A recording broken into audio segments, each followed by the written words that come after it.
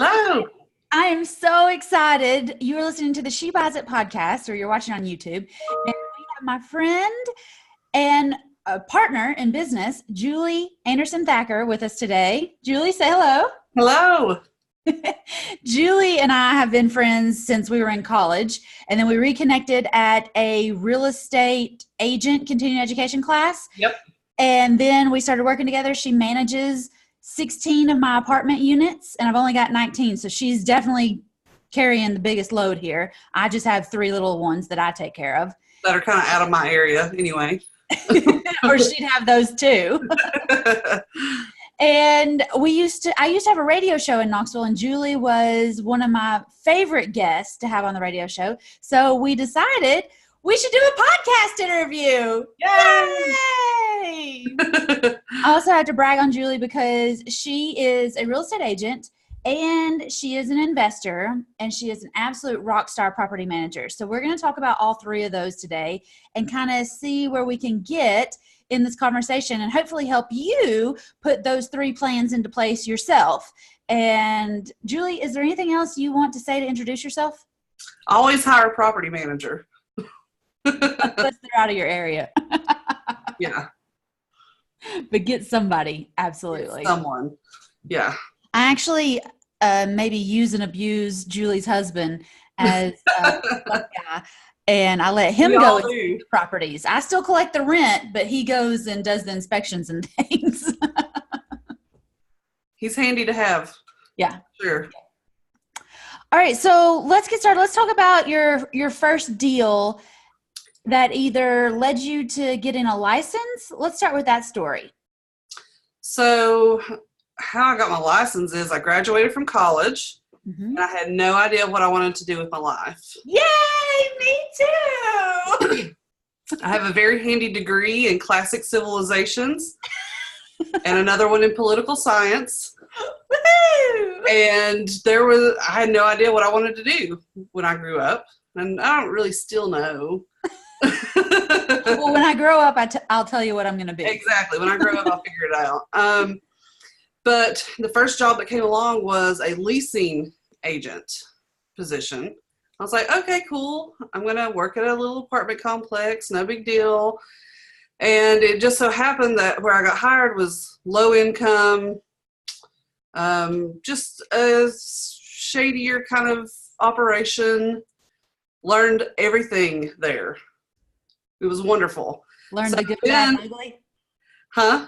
You learned the good, bad, and ugly? Yes. And there was a lot of the bad and ugly at that place. So then I was like, oh, well, now I'm a super professional at this. I know what I'm doing. I'm going to go into commercial real estate. Wait a second. I don't want to get off this too fast. Tell me a bad, ugly story that happened at that first one that you really kind of cut your teeth on. So among breaking up drug deals and running prostitutes off the property, one of my basic responsibilities every morning was to walk the hallway. Every floor, there were 4 floors, and pick up cigarette butts, trash, whatever had been left overnight. Well, I was entering a stairwell one day and bent over to pick something up, and I noticed a person under the stairs. And I jumped back and slowly, quietly crept back down. And I hit the hallway and started running. So I went and got one of our maintenance guys. Hold on. I want to stop this story right here because if you know Julie Thacker, you know that she wears no less than 5-inch heels at all times. Yes. So to see her climbing 4 flights of stairs and running down the hallway carrying trash, you've got to imagine her in I've come a long way. Come a long way from there. Still got the heels, but I am not chasing prostitutes off properties usually anymore. So you went and found the maintenance man, though. So we found the maintenance guy. He comes down there. It was a former tenant that had lived there prior to whenever I had been leasing the units out. I was walking behind her as they're escorting her out off the property. She scratches her head, and a cockroach falls out. Oh, my gosh. Yeah. Yeah. That's dirty. That's bless her heart. Bless her heart. Yeah.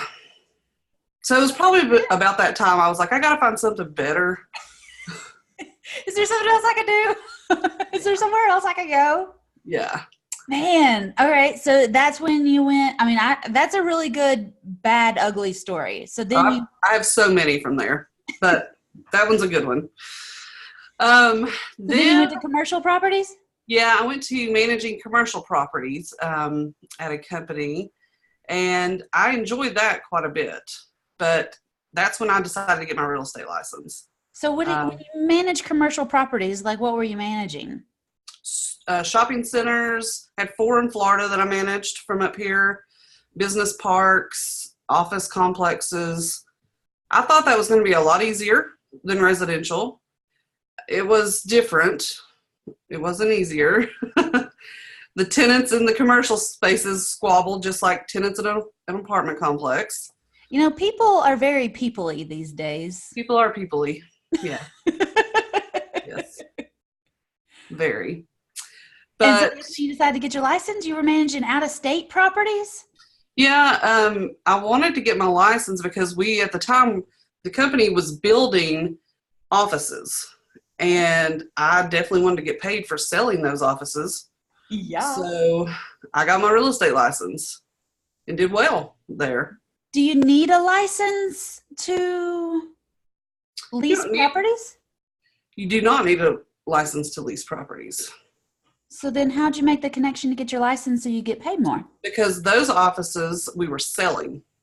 And if you're representing somebody else, correct, you need to be licensed. Okay, yes. I understand. Yeah. And I didn't own them personally. So, I wanted my cut of it. For sure. I was doing all the work. Well, my slice of this pie, baby. Exactly. All right, cool. So you got your license, and then what? I was there for about 6 years. Everyone has heard about what happened in 2008, 2009 with the economy. You want to talk about some bad and ugly times? Yeah. And in commercial real estate, it didn't really affect until about 2010, 2011. Okay. Because I think people were trying to keep their businesses open, because if they can keep their business open, they can pay their bills, pay their mortgage. It was at that time, though, that they were like, screw it. Can't do it anymore. Can't do it anymore. So things started really falling off, especially in Florida on those properties, because Florida got hit really hard. Stuff up here in Tennessee slowed, but just like everything in Tennessee, it's not like this. Yeah. It's like this. Yeah. It's a roller coaster. Correct. So Florida got bad. Then things up here were slowing down, and I wasn't making as much money. I was like, well, I need to do something else. And I came to the company I'm at now. Mm-hmm. He did not have a property management department, but I had a real estate license. So I created it. You created the property management department? Yep. Awesome. Yep. And it was somebody else's umbrella. He already had a firm going, right? Correct. Yes. So yeah, he asked me during my interview, he said, well, what did you do before? And I was like, well, property management. I had a few deals I needed to get closed. I was selling a few houses to people and wanted to get that money. And then I said I was going to go get a real job. He said, well, what do you consider a real job? And I was like, well, I don't know. I've been doing property management. That was a real job to me. He said, well, why don't you stay here and do it? I said, what does it pay? And he said, nothing. Great. Sign me up. I was like, all right, let's do this. Sounds awesome. But you got that worked out. Got that worked out. And just that had to hustle. When was that? That was 2012. 2012 to 2019. So you've been there 7 years now. Actually, almost to the date. I celebrated my 7-year anniversary here on the 28th. Yay! Exactly 7 years. And so when you got here, you knew what you'd been doing and what you liked and what you were good at. And even though he didn't offer it. Correct. You had some sort of, agreement there that, well, I could make this work if you'll give me a chance. Exactly. And he was more than willing to give me a chance. He said, do it. So how many properties are you managing now? About 250 units. Holy Toledo. That is fantastic. Yes. So over 7 years, you've grown it from no doors to 250. Yeah. Atta girl. And a few of them are my own. All right. Let's talk about that. How did you get into investing? So the first house that I ever bought that I lived in for 9 years, once I got married, we bought another house to live in, a primary, turned the first one into a rental. He had owned one prior to meeting me that we had turned into a rental. Actually, you worked on that one briefly. See, ladies and gentlemen, let me explain something to you. Julie and I are both stepmoms. Yes. And when a man and a woman get divorced and that family decides how it's going to do its thing, very often that man finds another woman and they fall in love. Yes. And in order to fall in love, we have to leave the first woman's house. And sometimes we sell it and sometimes we rent it. I sold it. Julie rented hers. I was like, I'm keeping that. He's got half the mortgage paid off. I'm going to keep that one. I said, no way. We are never coming back here for sale. And I sold that house. That's turned out to be a good one. So those were the first two. The man will find another house. Exactly. There's plenty of houses. And that happens all the time, not just to me and Julie, because we're real estate agents, we're real estate investors, and we're stepmoms. There's a lot of people that get divorced out there and they got to get rid of an unwanted house now. Yep. A lot of my property management clients are couples who are actually getting married and both own a house. Yeah. So instead of selling it, they're immediately investors. Exactly. And a lot of those people turn into tired landlords. I also call them accidental landlords because like if you're a lady landlord, you go out and you buy a house to rent. That's doing it on purpose. Correct. But when you become an accidental landlord and then you become a tired landlord, it's because your family either grew or it split and it didn't need that old house anymore and you moved on and got a different house, but you still want some money coming in on the old one and you just start renting it. I built this property management division on accidental landlords because the economy just wasn't allowing houses to sell still in 2012. They didn't know what to do. They had to move for whatever reason. They needed cash coming in to make those 2 mortgage payments. So yeah, I built this business on that. Accidental landlords are my favorite sellers because they'll gladly let me do a lease option. A lot of times they got it paid off. They just like the monthly income. They don't want the headaches, so they'll owner finance it to me. I adore accidental landlords. Yep. And if you can build a whole business at 250 doors or 250 minus 16, because I'm part of that and I'm not an accidental landlord. I was an on-purpose landlord. Yep.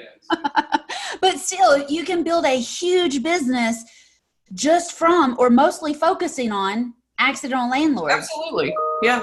Say if 75% of your people are accidental landlords, and I'm just making up that number, there's another chunk that are just tired landlords. Yes. They don't want to deal with it anymore. They're over it.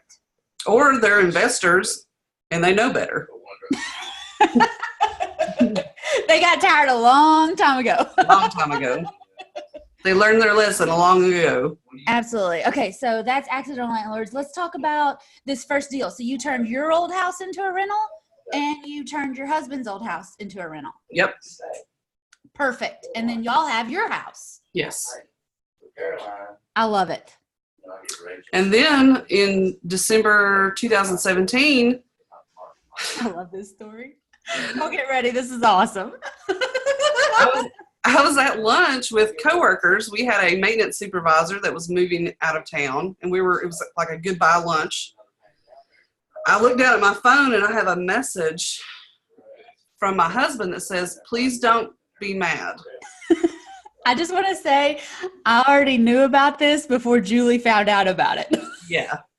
Yeah. Because I got a different message from him. Oh, my God. And ladies, you know, when you get that message and the first thing is, please don't be mad. Well, you're automatically pissed off. I mean, I was mad already. Like, okay, what's going on here? So I'm like, okay, honey, I'm not going to be mad. What's up?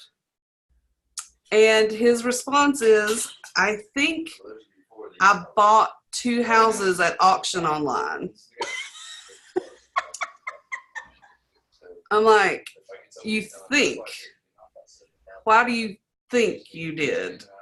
How do you not know whether you did? I'm like, did you win them? Did you win? And he's like, yes. And I'm like, okay. So there's no thinking about it. You bought 2 houses. Great. Awesome. Now, I give him a hard time about this all the time, and it's an awesome, funny story. Now, yeah. But those turned out to be golden properties because we got them so cheap. Like the one we paid $35,000 for, it had tenants in it. It was livable. When it turned over last year, I had to go through all the way through a writ of possession with these tenants because they stopped paying rent, of course. We put about $15,000 into it to, spruce it up, fix some plumbing issues, paint, just make it nice. And I now get $950 a month rent on it. How much were you getting? $775. So it was good even whenever I had crappy tenants in there. That's fantastic. Beautiful. It's beautiful. That is, my mom has an old 1% rule Yeah. that whatever you buy it for, you need to be able to rent for 1% a month. You're at 50, 60. 50. Yeah. 35 and 15 is 50, and you're bringing $950 a month. You're killing the 1%. Yes. That is awesome. You can buy a house for $35,000. You can't now. Not since then. Love it. Yeah. How many bedrooms and bathrooms is it? It's a 3-1.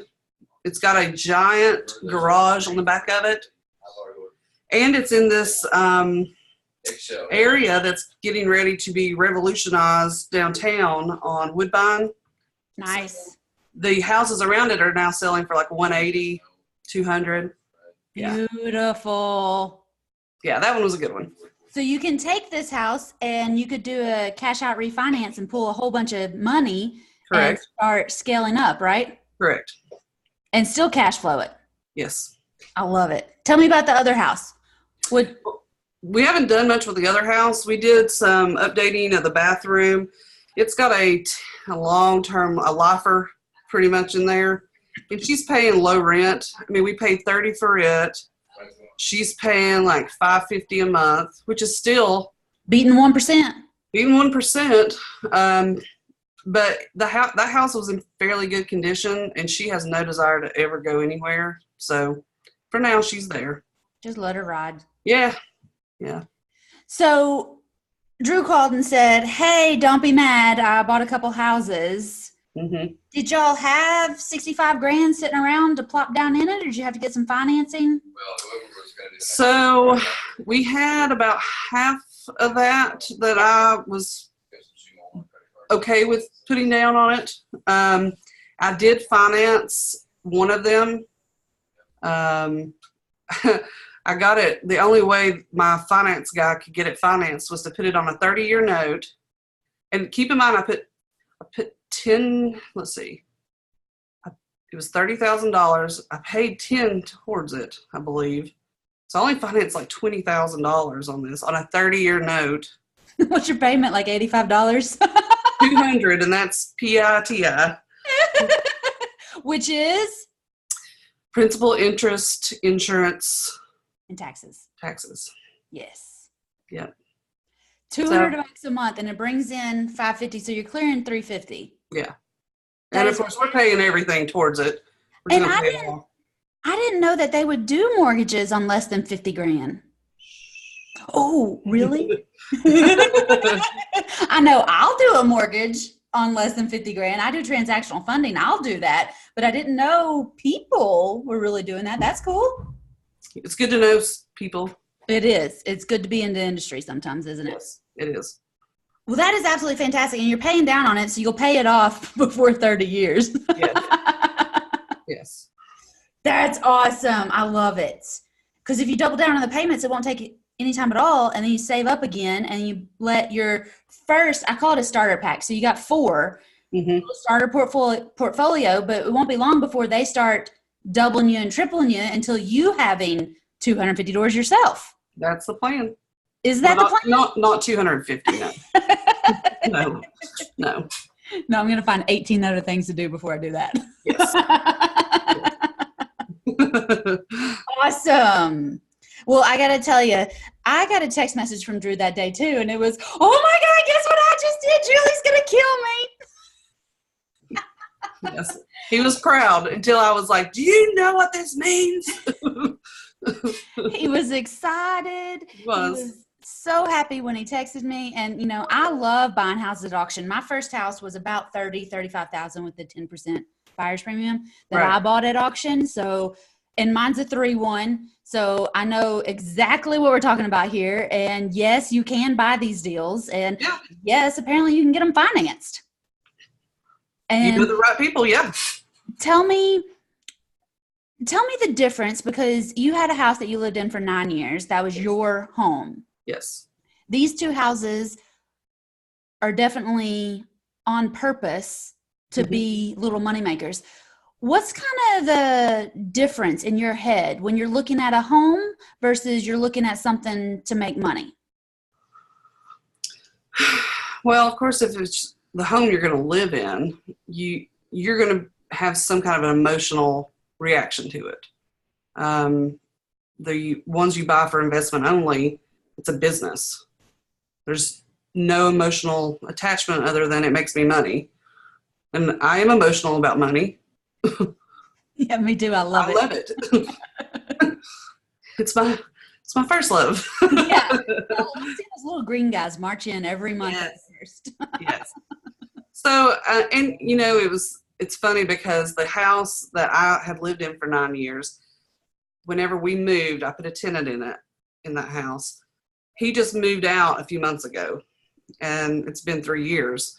So it was kind of neat to go back to the old house and look around, and I was like, man, my color choices were horrible. We need to paint this place, change that countertop. It's ugly. It was ugly when I lived here.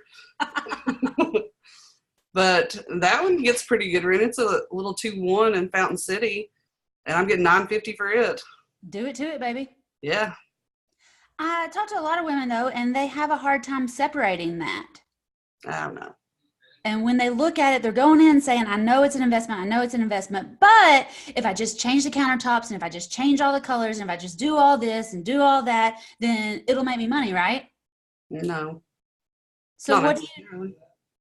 you have clients now that you're representing them on their deals, you're helping them make money, you're making money, but you want everybody to win, right? Absolutely. So how do you guide those ladies who want to get started in investing, but they're having a hard time not turning it into an HGTV show? You just have to tell them that that's not going to bring you any more money. And the thing is, if the countertop is ugly, okay, so rent it the first time.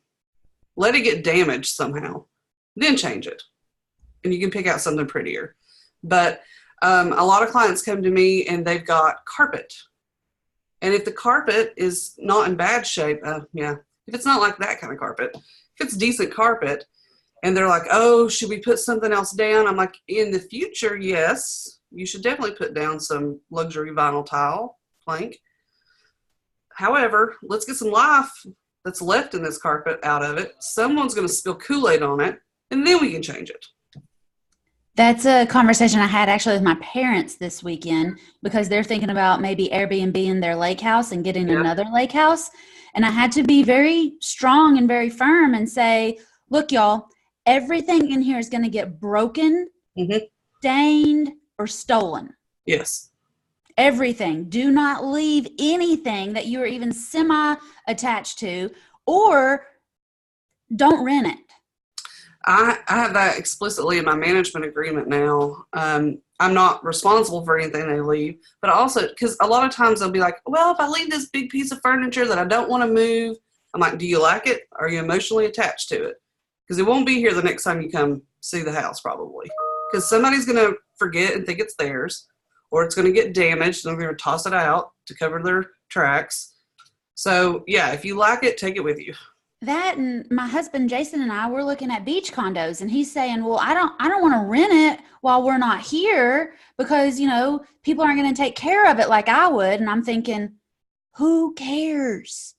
Let them pay off our mortgage for us. We'll clean it. Yeah. Let them double, triple our mortgage payment. We'll stay somewhere else. Yeah. Yeah. You have to really think of it like a thing. There's a difference between a house and a home. Yes. It's a business. Tell me in your words, what's the difference between a house and a home? A home is family. A house is property. And that's it. It's sticks and bricks. I can't say it now. Strategically placed together. It's the same as it's a thing. Yeah, it's just like the scissors. It's like a piece of paper. It's nothing. Mm-hmm. It doesn't mean anything. It's not your identity. And a lot of women, I think, really struggle with saying, this makes me money. Just like I go to my job and that makes me money, this house also makes me money. And I am not attached to it. And I also don't have to hang out and go to dinner with the people that are living there. Oh, God, no. No. Do you ever go by and check on your properties, do an inspection or any kind of like, I see some apartment people talking about they do like yearly barbecues or anything like that just to hang out and kind of get a glance at what's going on? On my personal properties or all the ones that I manage? Both, any, all? We strategically do inspections to kind of keep tabs on what's going on inside the property. You know, some tenants are better about reporting maintenance issues. So my maintenance guys get to be in most units regularly. The ones that don't, we definitely, before we renew any leases, do an inspection. Amanda did a lovely inspection yesterday. We got 2 young men living in the house, and they didn't bother to tell us that they were leaving for the entire summer, which is fine. But we got a notice from the city about the grass not being cut. And then she went in to inspect it because they want to renew their lease and continue living there. And they had not turned on the AC all summer. Ew. So, yeah. And they left all their food in the fridge. We've got, you know, nice little growth downstairs. I bet. Yeah. Probably not getting renewed. Let's talk, if you want to, let's talk about my properties that you're managing for me, because I don't care to put that out there. Chickens. We're talking about some growth here. I drove by the other day and noticed some growth, and we got chickens, and I'll tell y'all right now. So my husband and I own East Property Holdings, and then East Property Holdings owns 3 apartment complexes, and Julie manages, like I said earlier, Boone and Landmark.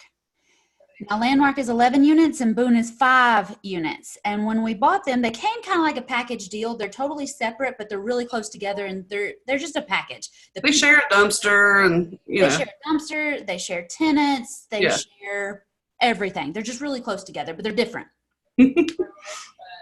When we were negotiating, when we were closing, Jason and I went to do a property inspection, and our tenants were really concerned that we were going to make them get rid of their chickens. They had free-range chickens, and I don't have a problem with it as long as they pay, because I just like those little green guys coming in. I don't really care how they can ride in on the back of the chickens.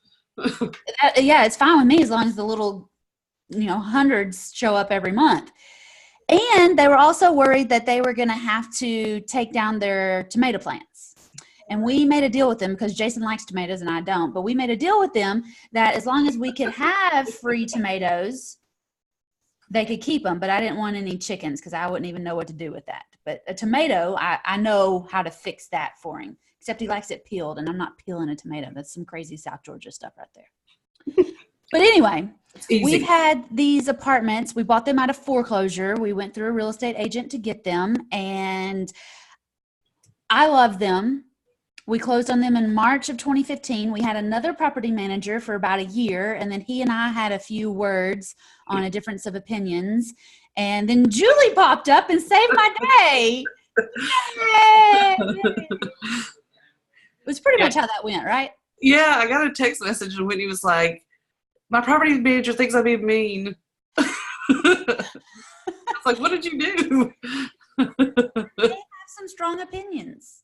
I may air my opinions out from time to time. What's the big deal?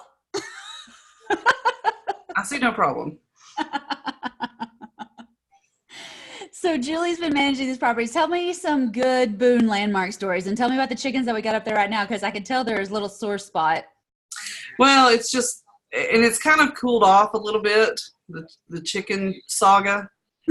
And we're planning to start a vlog for me, just talking about all my property management stories. And the chickens will be a big part of that, because there was a time it was probably late May, early June, when I couldn't go one day without addressing chickens. My property is in Strawberry Plains. It's in East. Is it Knox County still, or is it in Jefferson County? It's Jefferson County. Yeah. Just over the county line, but it's some pretty country living situations out there. And this is also a very important point to have a property manager, because I had no idea the chickens were a headache. Well, your property manager didn't either until I got a text message from an officer from Jefferson County that someone had reported these chickens. He said the at-large chickens. They're free range. It's so chic to have free range chicken. I just can't believe we've got criminal chickens up in Straw Plains. What did they do? That was my point. That was my whole point. I'm like, what are they attacking people? Are they attacking people's pets? Are they, I just couldn't imagine, other than, being dirty little animals, like what were they doing? They've been there longer than some of the people. Well, that was the funny thing, that one of the tenant that had called the police on these chickens has been there since before I managed. So I don't know what changed. Apparently they have been breeding at a high rate, and they're living in the woods behind the property.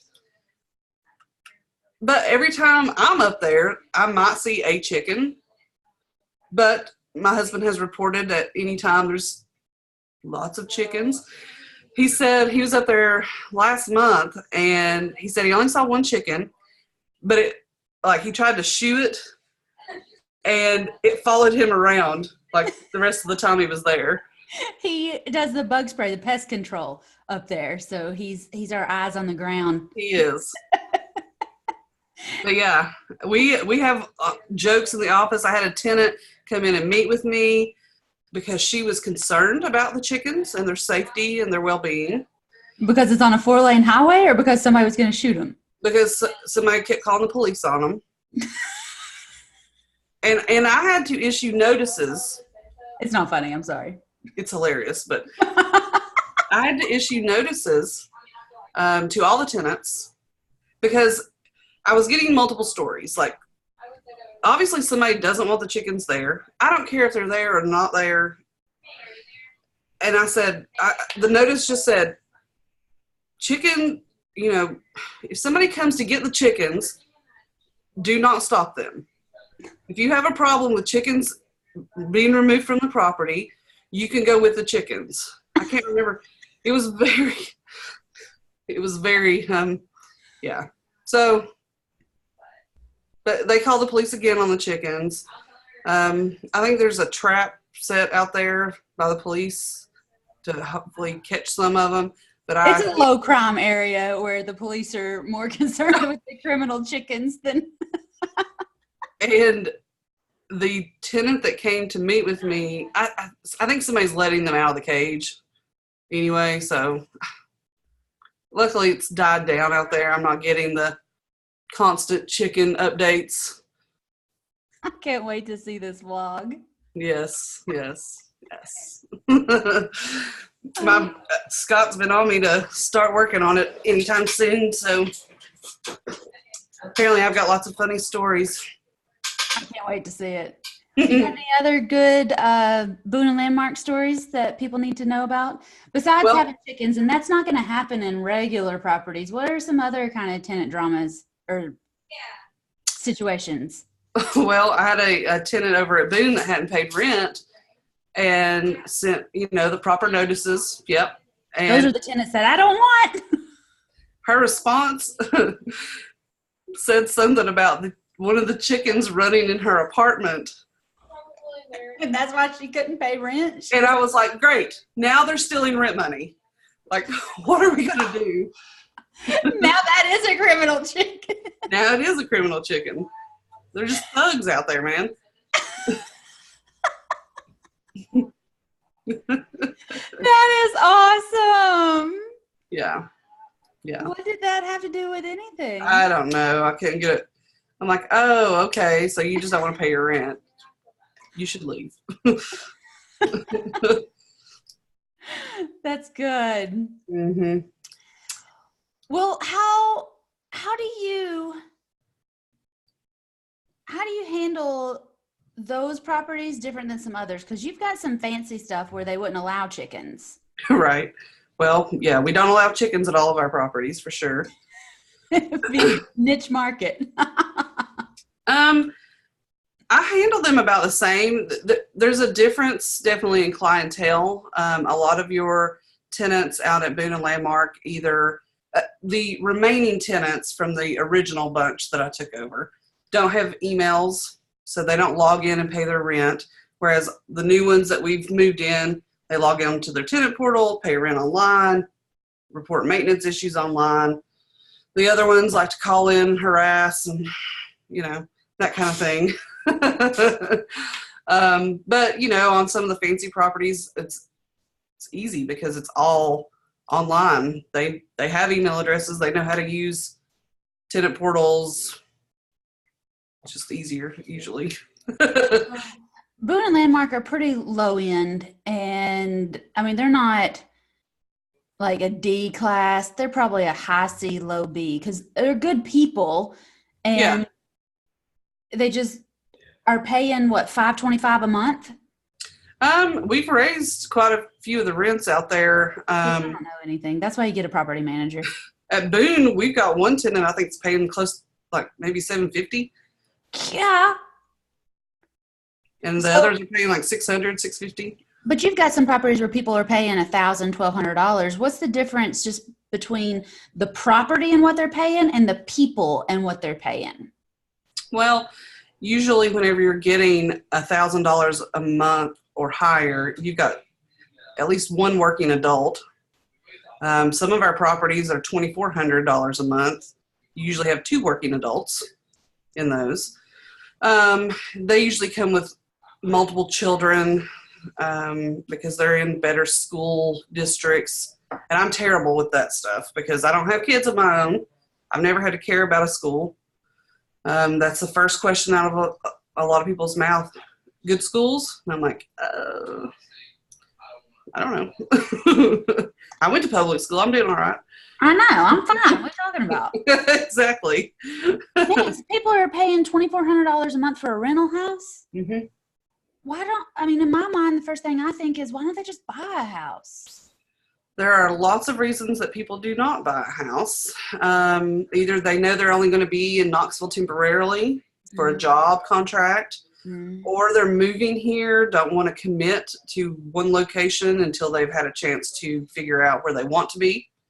Some people just don't want to deal with home ownership, and I'm fine with that. Yeah, I am too. That's actually why I started buying houses. I was looking around and all my friends were buying houses, but they were buying houses and living in them. Yes. I still live in my mom's rental house right now. I don't have a primary house. I've got 13 houses and 19 apartment units and a bunch of land, but I don't have a house because that's not as important to me as knowing that, I can live this way, which is a great house, but I can live this way for 5 or 6, 10 years in order to get myself in a situation to live like nobody else for the rest of my life, so that when I do buy a house, I'm getting either a really sweet deal on it, or other people are paying my mortgage for me every month because I did it in the backwards direction. Yeah. And I don't know too many people our age that have 4 or 14 properties. No. Good for you. We'll be in a totally different ball game. I hope so. When we get older. We'll rock each other in our rocking chairs. Yeah. On the front porch of a rental house. And collect our rent checks, yeah. Exactly. We'll be great little old ladies together. Oh, yes. We'll be awesome. Wine all the time. All the time. I actually quit drinking last year, so I have to have a smoothie. Ugh. I quit drinking in July. Last year, I'm 1 year sober. That's lame. Well, I'll tell you, it wasn't about the alcohol, and it wasn't really about health or anything like that. It was, I can mentally stay like working until about 9 p.m. Yeah. And then I just shut off. All right. Whether I'm answering the phone, answering emails, Facebook, and like whatever it is, 9, I shut off.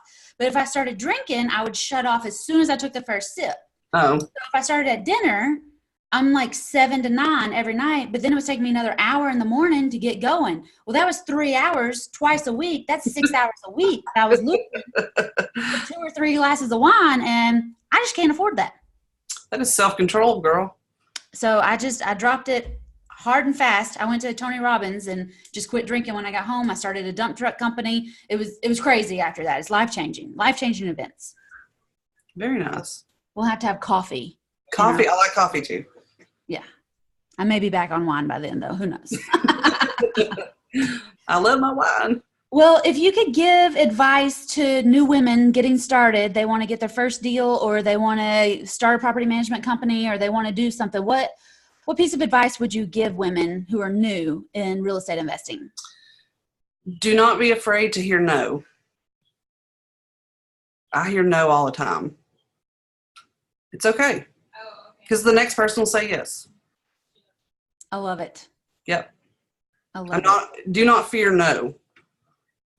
So that rejection? Yeah. Who cares? It's like going to a bar. You say no to one and another one comes by. Yeah. That's fantastic. I love that. Don't fear the no. Don't fear the no. I've been told no many a times. And how can women get in touch with you if they want to talk to you or get started, or they want to see what kind of properties y'all have, or they can email me at, let's see, what is my email address? It's Julie Anderson at TVRA, as in Tennessee Valley Realty Associates, soldit.com. My website is tnvalleymanagement.com. Awesome. That's the easiest way. You can submit something. My lovely receptionist will get it to me. Awesome. And when you get this vlog started, you can come back and we'll do another interview and tell us where to find that vlog, because I know everybody's going to want to watch it.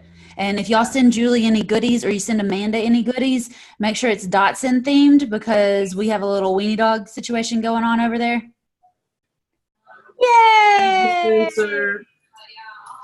Pin. Dog people. We're your dog people. Mail holder. Yeah, we like weenie dogs. Yes, we do. Yes, we do. We've considered giving a Dachshund discount. If they have a Dotson? Yeah. But then I'm like, no discounts. No discounts. No discounts. We will just prefer you Yes. without discounting you. You'll be our favorite tenant for the day. Until you don't pay, and then you're back on the crap list with everybody else. Yep.